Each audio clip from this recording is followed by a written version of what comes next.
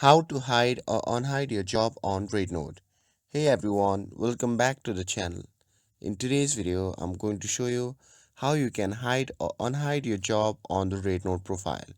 So without further ado, let's get started.